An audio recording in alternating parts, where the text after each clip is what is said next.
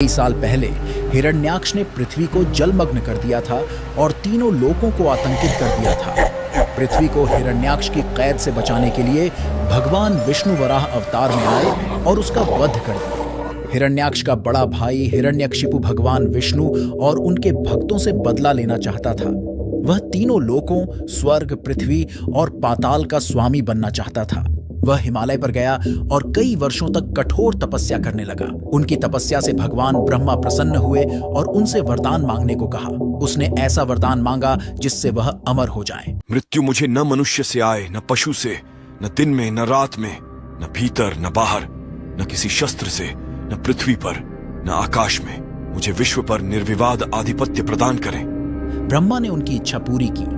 वरदान के साथ वह बहुत दबंग और अहंकारी हो गया। इस मनःस्थिति में उसने आदेश दिया कि उसके राज्य में केवल उसे ही भगवान के रूप में पूजा जाए। अब उसने खुद को अजेय मान लिया और आतंक का शासन शुरू कर दिया। पृथ्वी पर सभी को चोट पहुंचाई और तीनों लोकों पर कब्जा कर लिया। हर किसी को भगवान के रूप में उसकी पूजा करने के लिए मजबूर किया। उसके शक्ति के सामने सभी नतमस्तक थे, सिवाय उनके पुत्र प्रहलाद के, जो विष्णु के भक्त था।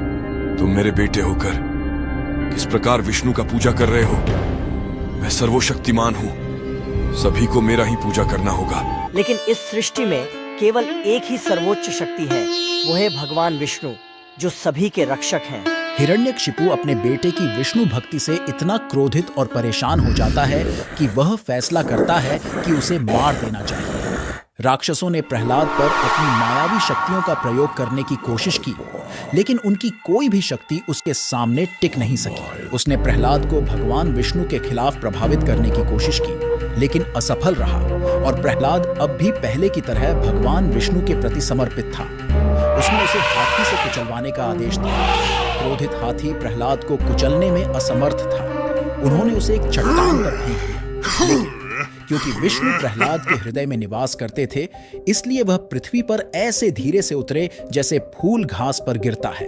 उन्होंने प्रहलाद को जहर देना, जलाना, भूखा रखना और अन्य उपाय आजमाए, लेकिन कोई लाभ नहीं हुआ। वे अपने सभी प्रयासों में विफल रहे, क्योंकि भगवान विष्णु अपने भक्त की रक्षा कर रहे थे। आखिरी उम्मीद के तौर पर राजा ने अपनी राक्षसी बहन होलिका को मदद के लिए बुलाया। होलिका के पास एक विशिष्ट कपड़ा था जिसे पहनने पर वह आग में जलती नहीं थी। हिरण्यकश्यप ने होलिका से अपने पुत्र प्रहलाद को गोद में लेकर आग में बैठने को कहा।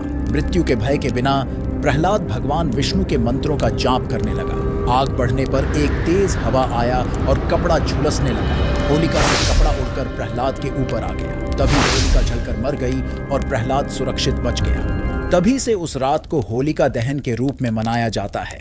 बुराई पर अच्छाई की जीत का जश्न मनाने के लिए लकड़ियों से अलाव जलाया जाता है और अगले दिन रंगों के साथ आनंद उठाया जाता है।